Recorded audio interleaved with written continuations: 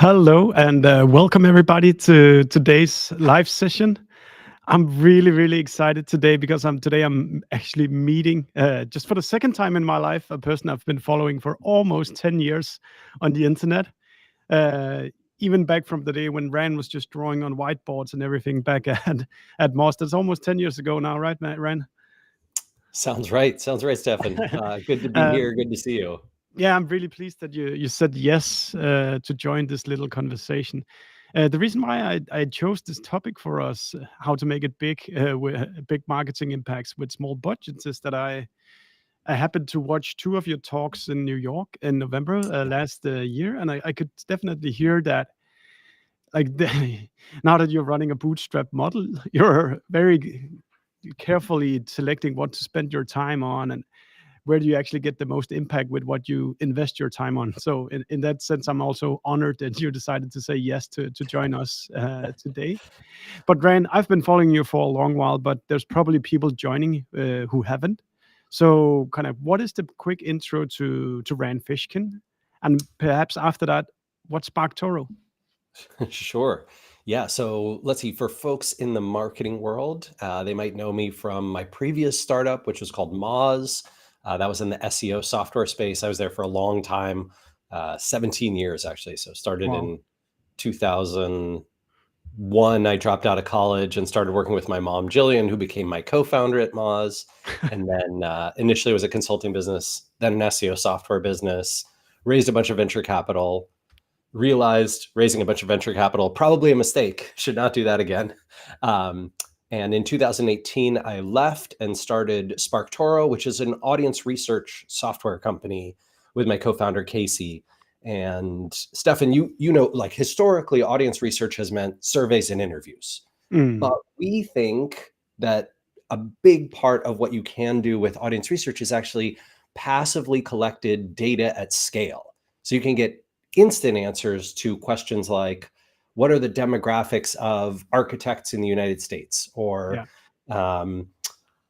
What YouTube channels do dentists in California watch and subscribe to? Or which social accounts are most popular with VPs of marketing at B2B SaaS companies?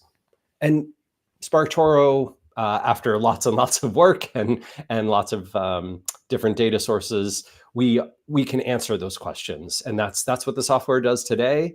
I'm also running a second company, which not a lot of people know, called Snack Bar Studio, and I that saw is that. an indie video game company. It's making its first game, and so I'll get to test out my marketing chops with a consumer product for the first time in a couple of years here when it launches. That's very exciting. For SparkToro, who's the typical buyers and what are the use cases that they're trying to solve with the product? Yeah, it's the second one ranges massively. The first one right now, it is primarily marketers who are in-house at brands, some product leaders, you know, directors of product, VPs of product, who are trying to learn more about their audience before they build things or Mm, what to design. And then a ton of agencies and consultants. I think that's almost 40% of our customers are agencies and consultants. They work in marketing strategy, they work in content strategy, they work in SEO and paid search and social media marketing, PR, and they use it to answer those specific questions around where can I find my audience online so that I can go reach them with the right message at the right time in the right place. Yeah, and I can say at least the free product I've enjoyed using a couple of times where I kind of run dry on like I think I've talked to all the influencers in this industry. Like, who more can I talk to? And then you have YouTube channels, you're following hashtags and all those things that you might not have been thinking about as Yeah. Yeah, as I'm just sitting in podcasts. my own little cycle. Yeah. Yeah, podcasts, subreddits, social accounts, search keywords now. So that the keywords and phrases that people type into Google, um, looks at websites and sort of hidden gem websites. It shows networks. So a lot of people are very interested in a feature we launched with V2 recently, which is seeing which social networks are more popular and less popular with a given audience. Like, That's oh, a great dentists idea. are, I haven't looked it up, but much more on Quora than they are on, Medium or on Twitter. Twitter's sort of falling for everybody, but Threads is on the rise for a lot of people, and so Threads, really? Is it still alive? Threads, Yeah. yeah, It's the Facebook thing, right? I think they're closing in on 160 million active users, Oh so wow! they are. I just saw Uh, that kind of marketing burst, and then I haven't paid attention since it came there.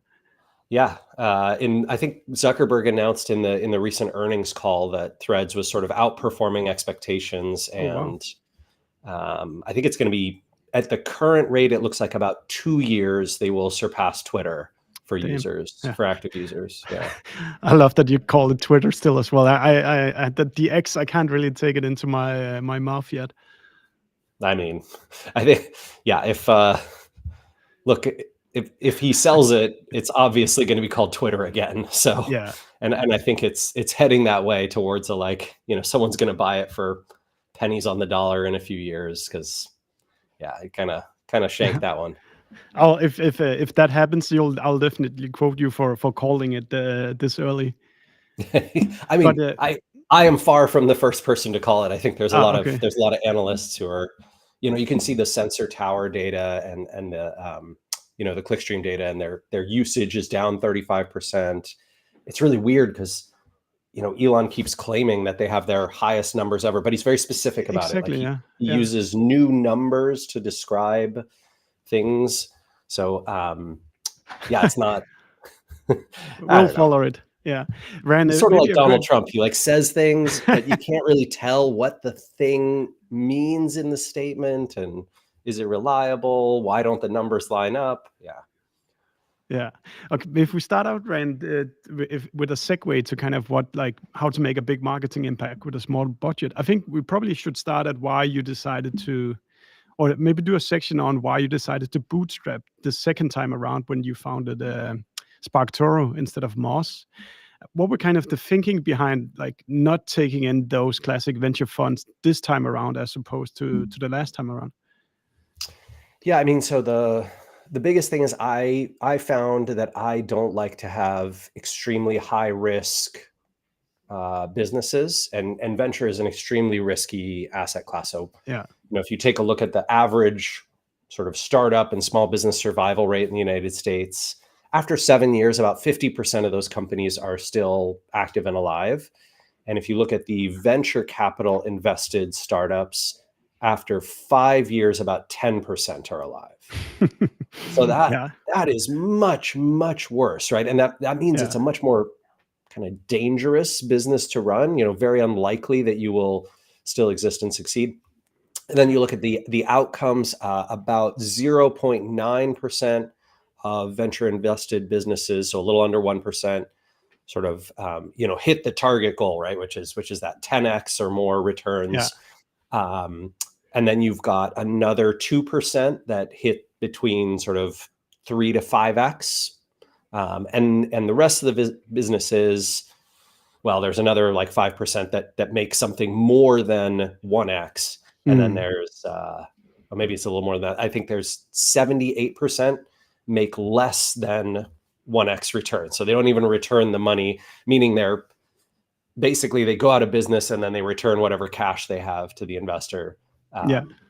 I know That that model we is know the pressure terrible. quite well here as we're running the venture funded path. So come up with really ambitious plans and then try to execute all you can on it. It's been going so far for the first 5 years, and we're on the trajectory still to succeed. But let's see how it goes. Well, It's and always like you're based in Denmark, right? Yeah, we are. Yeah. Yeah. So I believe the United States has a much worse venture statistic outcome than European companies. Oh, I actually So didn't know. yeah, so it's really interesting. This is quite contrary to most popular belief, but Absolutely.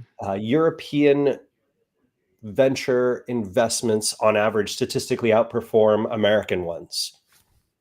Granted, there's not a ton of the billion, $10 billion companies, but the average company does much better than the average American startup. Oh, go Europe. Yeah, go Europe. I mean, I think, look, if you want sort of sustainability and responsibility and like long lasting things, Europe. If you want like go fast, break everything, destroy things, America. Right?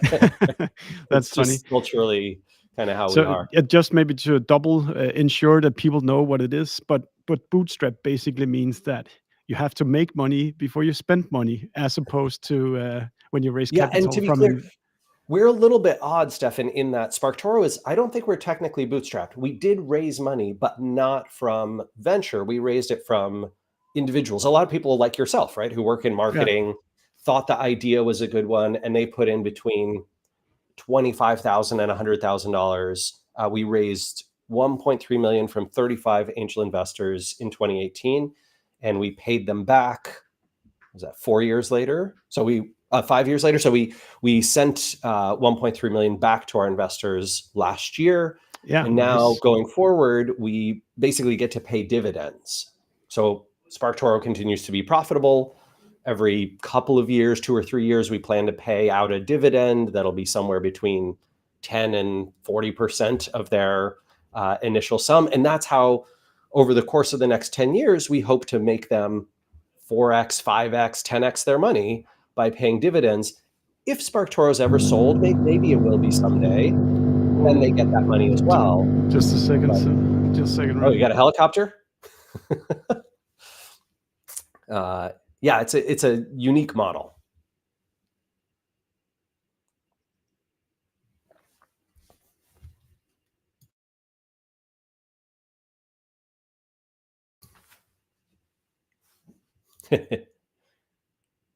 Things all right? I think you're muted. So yeah, I'm sorry. Yeah, the speaker side next to me just went crazy. I don't know how. Sorry, that's live. No problem. All right, but so you went down this path of not really having a lot of money to spend. Yeah. So essentially, that 1.3 million, that got us to launch. So we were able to spend about 18 months building the product. We had to buy a lot of data for SparkToro. We had a healthy amount of, what I would call sort of, personal expenses. Just Casey and I's salaries, and in the United States, healthcare is very expensive. Yeah. So that was a big part of that. And for the first 6 months after SparkToro launch, we were, not yet profitable, kind of growing our revenue, but we were able to hit profitability 6 months after launch, and then kind of grow from there. And yeah, it's been a great experience. It is very different than running a venture-backed business because we are extremely cautious with our spending. And it's sort of odd, in my Moz years, many times we would look at we made $5 million in profit this year, and our investors at the board meetings would go, "What are you doing? You need to be reinvesting that in growth. You don't need to be a profitable business. That's dumb." Right? Like you're supposed to you're supposed to spend money fast to make more money, or to grow the size of your business and influence. And yeah, that was not a great match for me. I think I'm good at running a profitable business and at being more cautious and prescriptive, and I don't love runaway spending, especially on things that you don't know if they're going to work. Yeah. So we're getting a lot of questions in, Rand, but I'll just continue a little while longer with my questions, and then we'll start picking it up from the audience. So if you're sitting and following us, just do ask the questions as we go along. But Rand, I'm curious, what has been kind of the way you've been growing SparkToro this far? What have been kind of the growth plans for the company? Yeah. So our biggest growth lever is essentially using other people's audiences to grow our own.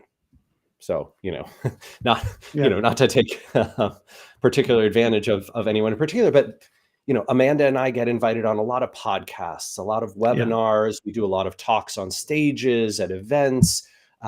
We do YouTube channel stuff. We are often, quoted in the press. We produce unique research that gets picked up and talked about. And all of those things are what has built SparkToro's brand. If you look at, for example, our Google traffic, we get nothing.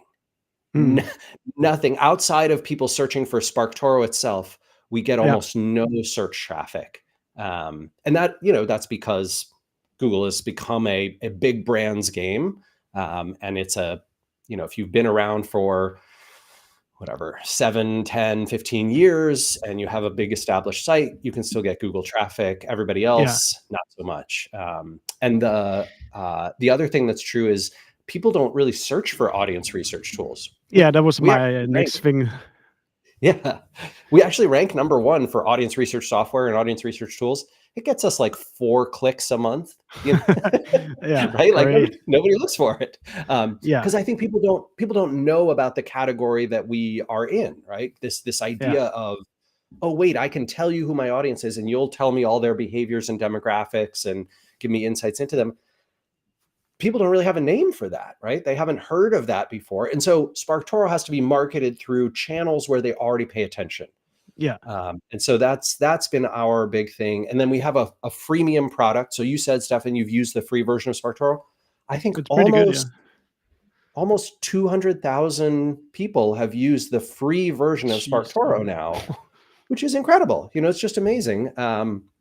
A lot of them have heard about it on live streams like this, right? They're like, oh, SparkToro, what is that? And then they go to the website or they search Google for SparkToro.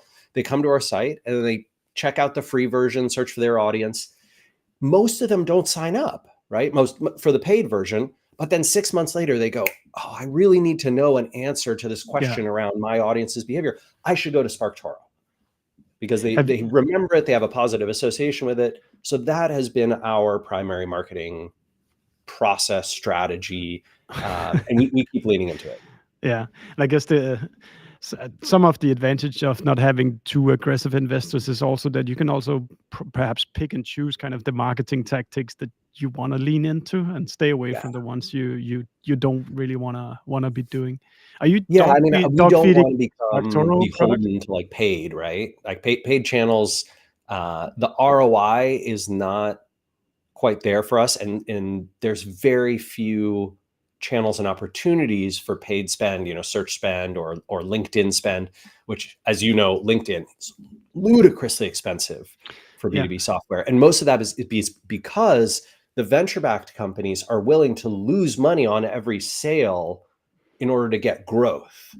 Right. So they have a model that allows for unprofitable growth to acquire a market, and then the hope is that eventually they dominate that market and they become the market leader. That's fine for venture, but it doesn't work for us. Yeah, when I was speaking to Chris Walker, he runs this high-end, let's call it high-end growth agency, and he said that they were used to seeing an acceptable customer acquisition cost around 48 to 60 months. Just a year back, like 5 years to get your money back from one customer. There's just crazy risk, and that's exactly. It requires so deep pockets to make that machine go round. I think that's exactly 5 years was the customer payback period that HubSpot targeted as well. Oh wow! During their growth years, So I spent a lot of time with the HubSpot team, and we were quite friendly and close with them for a long time, and that model was wild to me, that you would be basically willing to kind of statistically lose money for 4.5 years on a customer Absolutely. acquisition. It quite surprised me as I was doing this research to this conversation that you were actually one of the founders of the Inbound conference, Yeah. right? Yeah. That Sorry, not the what? conference, the website, Inbound.org. Yeah. inbound.org, Yeah. which Dharmesh and I created. Dharmesh, the co-founder of HubSpot, and I created. And It's Casey, so who's now funny. my co-founder at SparkToro, actually worked on it as well.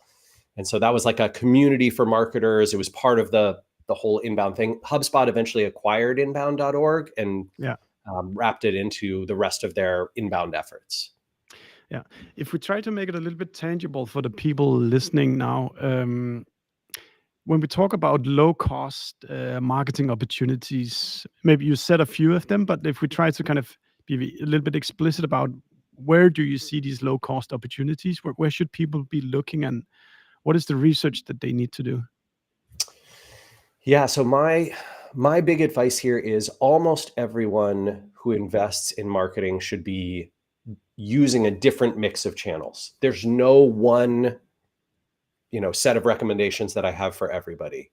And I would bias strongly against someone who's like, you got to be everywhere. Yeah. You don't got to be everywhere. That is terrible advice. Gary Vaynerchuk and I very much disagree on this.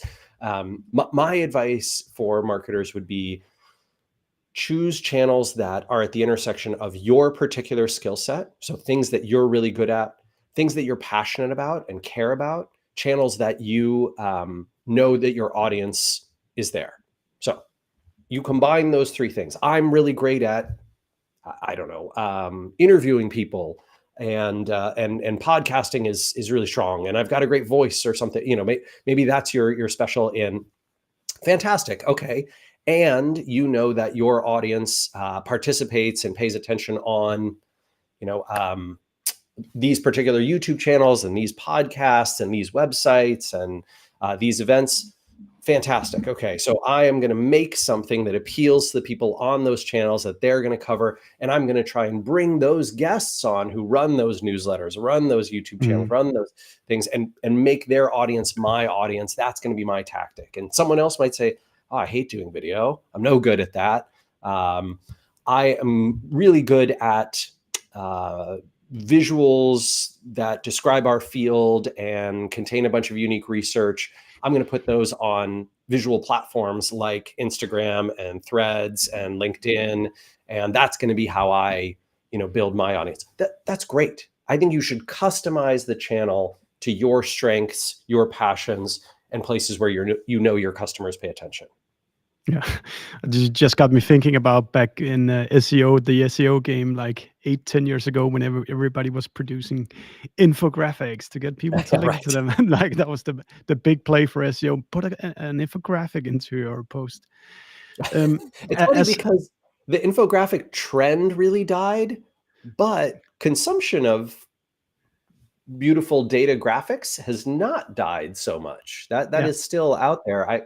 I find, we make, I would say, not true infographics, but a lot of data visualizations for SparkToro, especially when we do custom research. And those fly across the web. They'll get picked up everywhere. Yeah. Journalists will put them into their articles. Folks will, clip them and put them in their YouTube videos and get coverage that way. It's pretty great. And I think that's always something we think about when we do product launches, to make sure that we don't just explain the feature, but we also create some kind of message that people, like when they consume it, they'll actually be able to tell someone else about, whether it's a stat or it's like a funny fact or something like that. Yeah, I love that. Rand, one thing that you always seem to master is kind of picking winning narratives. Like you have like a good sense of like, here's a story. Like obviously the one you had with Google last week, that was a success, but you also had the, like, what is it that Amanda calls it? Zero click search. Yeah. But like you've been able to pick a lot of narratives that are really catchy. And I'm really wondering, from a marketer point of view, what is this? So you've identified the audience and it's these people. What is the process you go through to kind of come up with that narrative that takes off? Yeah, I think so. A huge part of that is it's not instinctual for me, or rather it's not. I am not quick with those things. What happens is I talk to lots of people in our audience. So I talk to SparkToro's customers over email, over video, on calls, whatever. I talk to tons of people at conferences and events. I talk to tons of people like yourself. I see comments in the chat of our office hours. I consume a lot of content around the web from other folks in our audience, and because of that, I feel very close to our customer and to the marketing world. And I think that's what gives me sort of the insight to say, oh, I think this one's going to resonate, right? This matches the patterns of things I've talked about that have really lit people's eyes up, especially if you and I are having a conversation and we talk about how hard it is to do direct attribution, especially in a world where privacy and ad blockers and Google taking away data and a whole raft of other things that are happening in that space, dark social, whatever. And we go, oh yeah, that attribution is getting really harder. And if I see your eyes go, yeah, it really is different than it used to be 5 years ago. Now it's all models and stuff, but you have to be able to do it at scale for small businesses. Attribution is kind of out. You have to do just measurement, time series or geographic based measurement. And we have a great conversation about that. I'll go, I should make a presentation about the death of marketing attribution. I should write about that on the blog. I should make videos about that. I should post that to LinkedIn. And then I can see that blow up.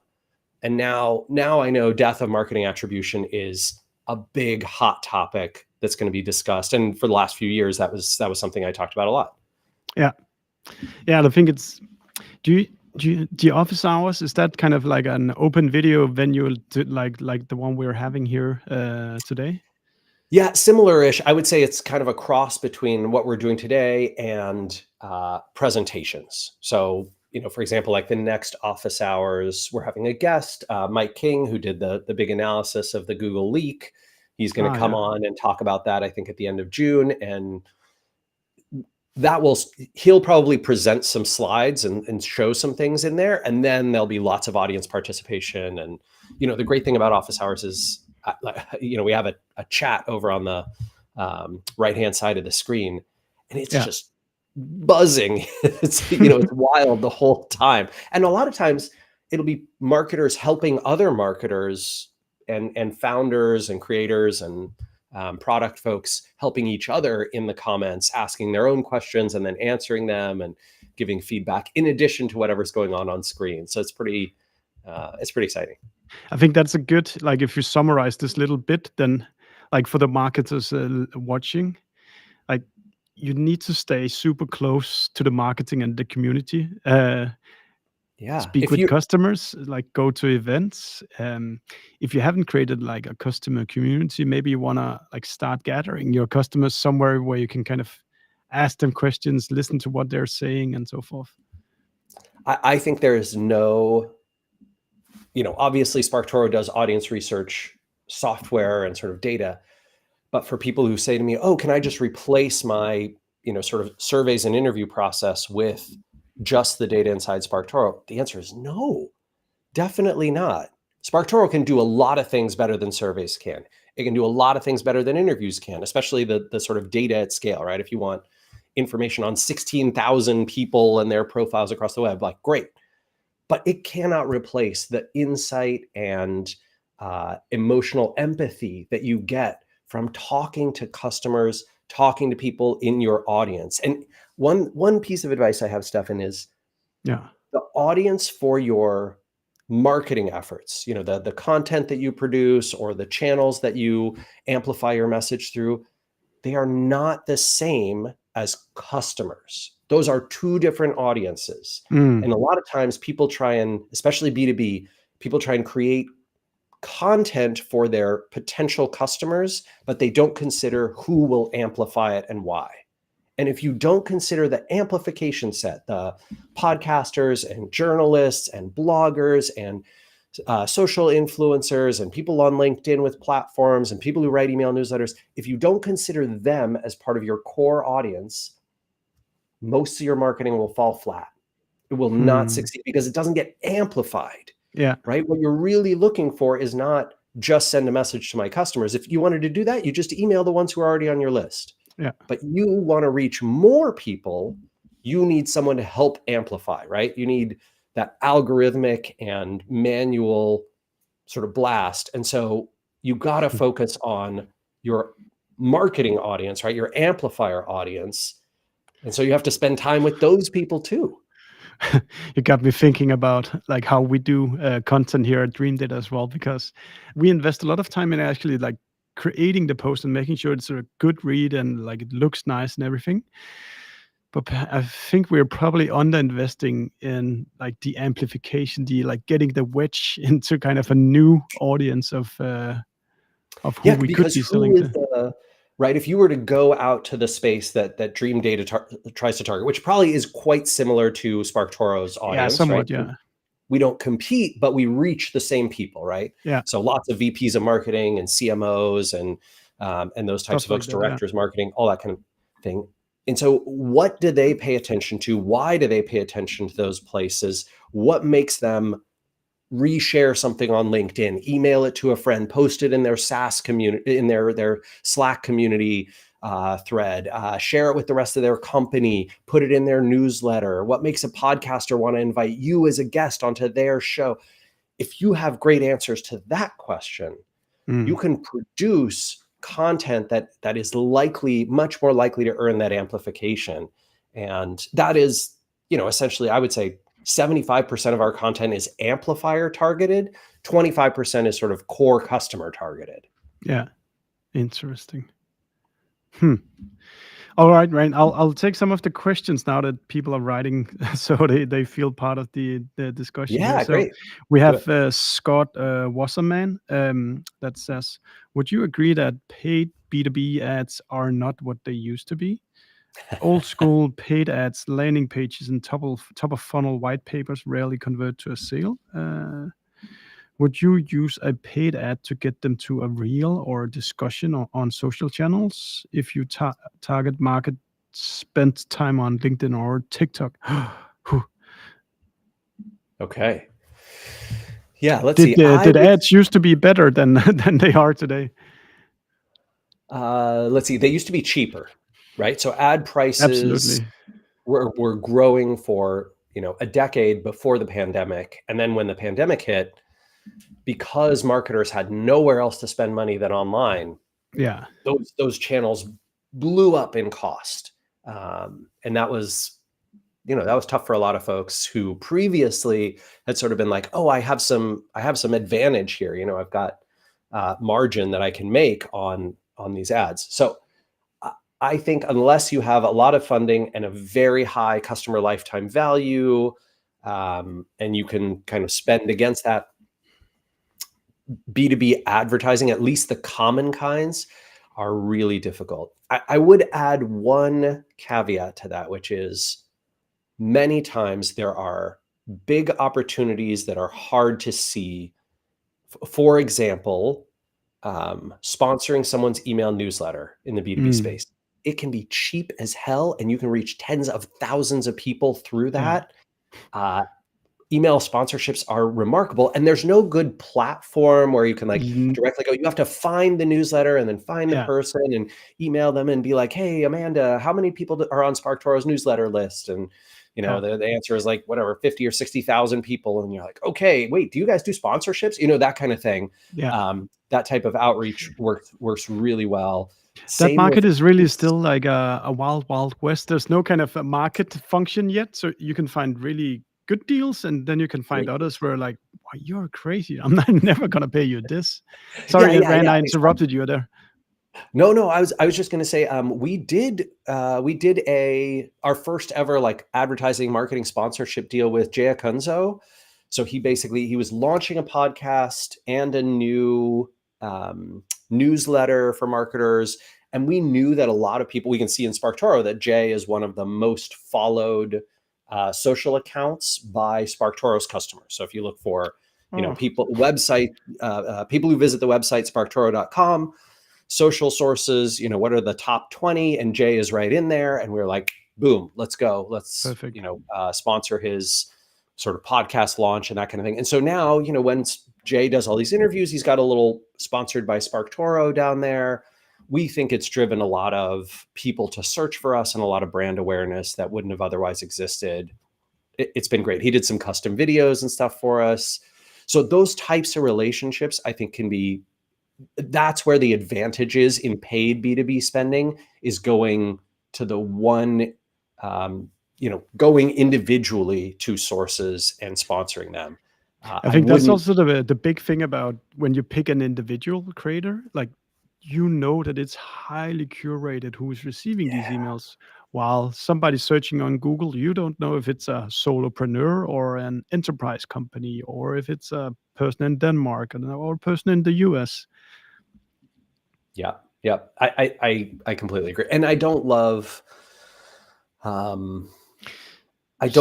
much credit ads take credit for, if that makes sense. So one of the things that I think is wrong and unfair is when you look at your attribution, a lot of times, it'll say, oh, this Google ad sent you this many customers, or this Facebook ad, this Meta ad sent you this many customers. But what's really going on is Facebook and Google are excellent at being in the path, on the journey to an eventual conversion. And if you were to remove all your spend, you would still see that 95% of those sales happened anyway. Yeah. So the I completely agree. incremental lift from a lot of these advertising platforms, digital advertising, is not nearly as much as the credit they take for all the sales that you were going to get anyway. Absolutely. So there's another guy asking, Mikhail, he's asking, how are you measuring the results by using a zero-click content strategy? Yeah. Is that possible at all? Measurement is possible. Attribution is not possible. So we basically gave up on attribution. We don't say, oh, how many customers did the campaign with Jay send us?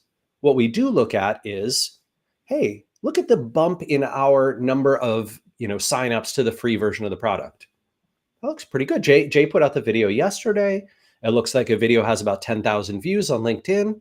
And we can see an extra 75, 100 new signups. Hey, that's pretty darn good, right? Like, we know that over the course of 2 years, out of 100 folks, an average of 5 or 6 of them are going to sign up for the paid subscription thing. So you could do some, all right, we're going to statistically calculate that we think that sponsorship was worth this amount to us in ROI. We don't bother with it. Like, we're so small. There's only 3 of us. It's not worth our time. But we do look at measurement, right? So we look at time series stuff and we say, gosh, I was on, Rand was on this podcast. It came out last week. I don't really see any lift from that one. Okay, well, it was a small one. That's fine.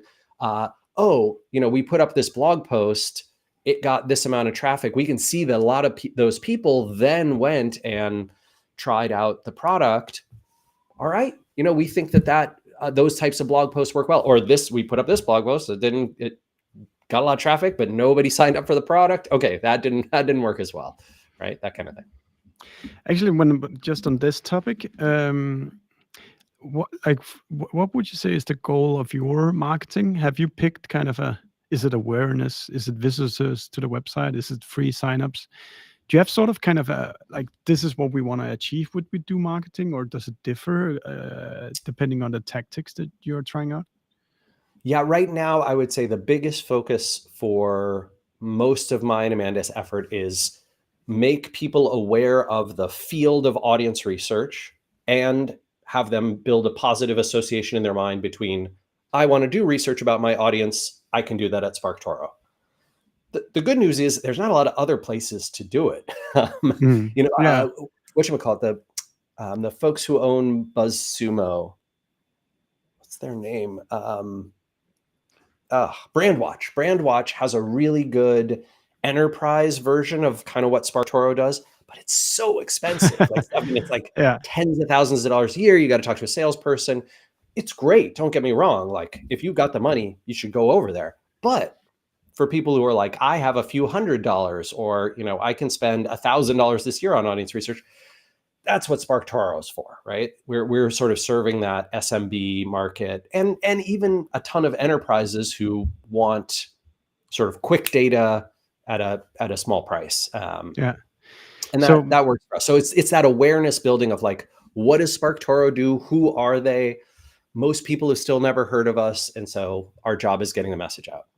And I think that, yeah, particularly when you're like a relatively small company, still it's you can kind of sense the cause and effect Yeah, relatively immediately of your activities, whereas the larger you get, the more troublesome it gets. Um, absolutely. how so? If we think outside of just the SparkToro box, I'm thinking about, like, because I can see in the comments here, speaking of like listening to what people are saying, how do you justify spending on marketing if you don't have that kind of like this worked or this doesn't work, or how do you Yeah. set the So, budgets? I mean, it's like you said, part of it is intuitive because we're small, we can make those kinds of things. And part of it is you can measure lift, right? You can measure time series lift. So let's say you go sponsor an event, right? And you have your brand out over that. And you know that seasonality, assumptions in place and the growth assumptions of the past 90 days, you know that on average, your traffic has been growing, let's say 2% a month. You do this event and you see, you know what? We grew by 3% last month. That's 50% more than expected. What Mm, did we do? What did we do differently? Well, the event was one thing we did differently. And we also had this content campaign. The two of those were probably responsible for that extra 50% lift in growth yeah. rate. And then you have to use your sort of knowledge of those spaces. So if the content campaign got a number of impressions across social media platforms, you can use that. If the content campaign sat on your site, you can look at how many visits the content campaign got. You know how many people were at the event, how many people you talked to, how many people were, whatever, watched you on stage giving the talk, whether there was lots of social chatter afterwards. And so then you kind of go, okay, we think that these two investments were responsible for it, and we would estimate that it was 60% the content campaign, 40% the events. How much did we spend on each of those? Which ones are we going to do again?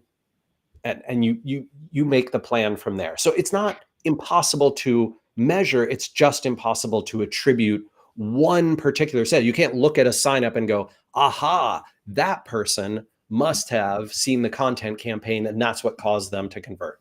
Mm. If we go a little bit deeper into the rabbit hole, because like particular for some of the people in B2B, there's going to be these 6 months or 12 months between the leading indicator and the lagging indicator of revenue. Whereas like what we're talking about here, you can measure that there's a lift in free signups immediately. Yeah. But how do you then like cross the bridge to like more like the CFO metric of customers you've won? So I do think before you can invest in a campaign like this, you have to get the CEO, the CFO, and the CMO on board. They have to all agree attribution is dying. Most of the attribution that these ad platforms are taking credit for would have happened anyway. If you can't get them to agree on that, you will never be able to invest in measurement-based marketing. You Mm. just won't. Brand marketing is straight out. A lot of content efforts will be straight out. Social media marketing won't work. Using, whatever podcasts and video channels and event marketing, all of that is off the table. Because if those three people or their equivalents in your company aren't on board with the ideas, the fundamental concept of how attribution works in the modern era, you know what? Just throw money at Google and Facebook and LinkedIn. Just keep throwing, because you know what? You're going to be stuck. That's what you're stuck with. Until you can Yeah, change those attitudes, you don't have a choice.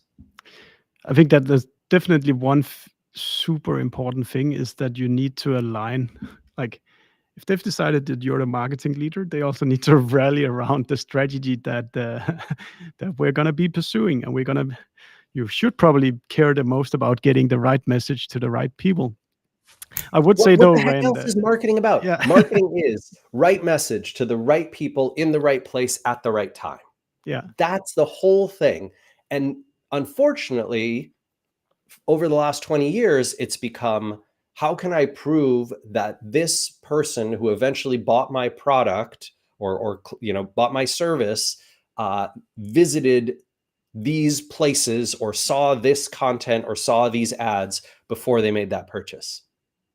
that's not the same thing, right? That's a very different sort of warped mindset. It worked well though. It worked well for a really maybe a good dozen years, and I think a ton of digital marketers got trained in that era of really solid attribution. I remember, Stefan, Google used to tell you every single keyword that sent traffic to every page on your site. They would I give loved you it. in the refer string, they used to send the keyword.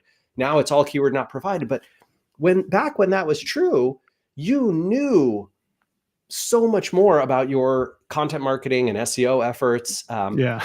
It used to be the case. Facebook used to send all of the refer string of which community, which page sent traffic. You used to be able to log into your Facebook, what was it called? Insights, page insights.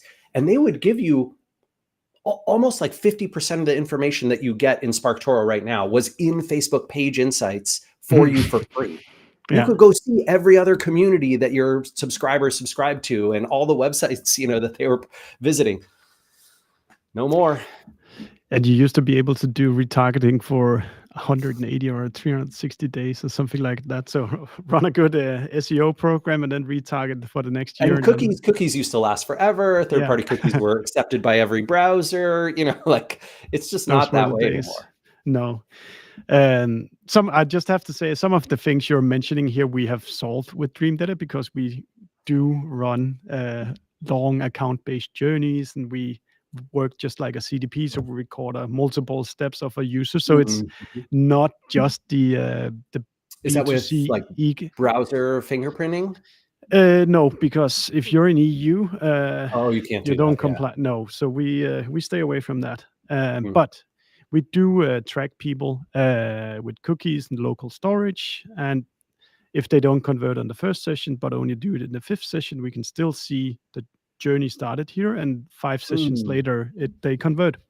So it's actually, and we can do stuff like, the first session started with a Google Click ID, and then 6 months later, that account bought. We can then still tie connections. So it's not all what you call it in the US, doom and gloom. There's actually what we're in the business of is taking anything that do leave a digital touch and trying to put that up to a B2B customer journey map.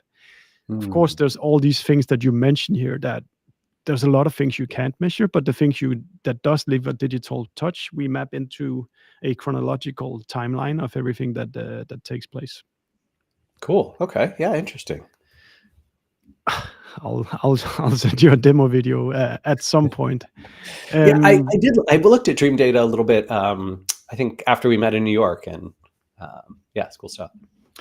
And yeah, speaking of Dream Data, we are also soon launching these benchmarks, which I leaked to you like a month ago. And in there right now, you can see that Google is sitting on I think 51% of the average B2B customers' ad budget, which really surprises me because what you really don't have on Google Ads is any kind of control of how big the people that receive your marketing, like not the people, the companies, like how many employees do they have? And like a key thing in B2B marketing is that you reach the right size of companies, but you have zero control of who's the receiver of the ads. And it still baffles me that more than 51% of the whole marketing budget go into these channels where people simply have no control of what are the companies that are receiving it. Yeah. Interesting. I wonder if that's just a vestige of Google's historic sort of attribution platform, or if it's a suspicion that like, well, Google reaches everybody, so a bunch of our budget should be reaching them. The problem is, I think another problem is that it's very easy to drive conversions through Google Ads, like random emails signing them up. And then they can go back with that number and say, look, inside of Google Ads, we got these many emails. Right. We have it more, doesn't say anything about quality at all that's coming out MQLs, SQLs. You can drive those numbers up. Yeah. All that crap, yeah. If we look towards the coming year in terms of looking for low cost, big impact opportunities. Where do you have your eyes set for the next kind of 12 months or 6 months coming up?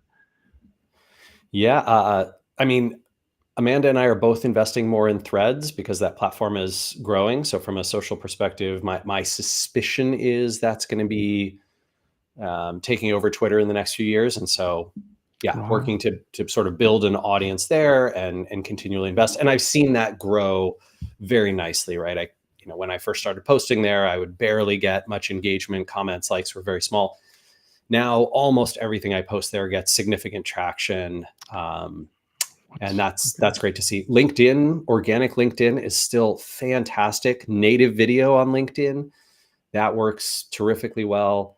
I think that one thing we are going to plan to invest in a little bit more on the SparkToro side is we're going to start building up our content engine a bit more. So we're planning on hiring a sort of part-time contract writer creator to put out, a couple pieces a week for us on some combination of like breaking news, marketing insights, and visualizations, unique research, that sort of thing.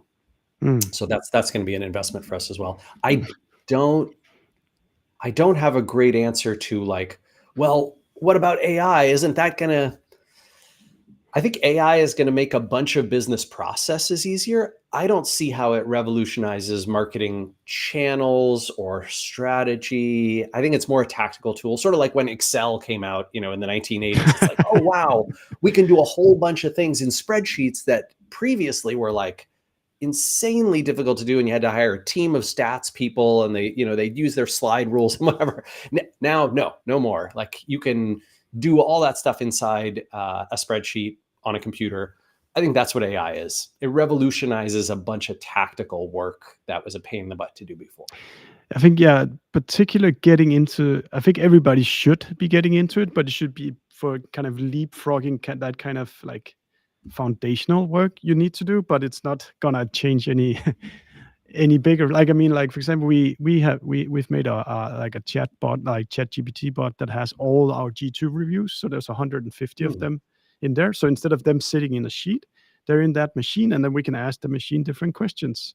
Like, Yeah, great. what should we be putting into our ads, or like what are the features that they like the most? Or yeah, I think cool, that's Rand. cool.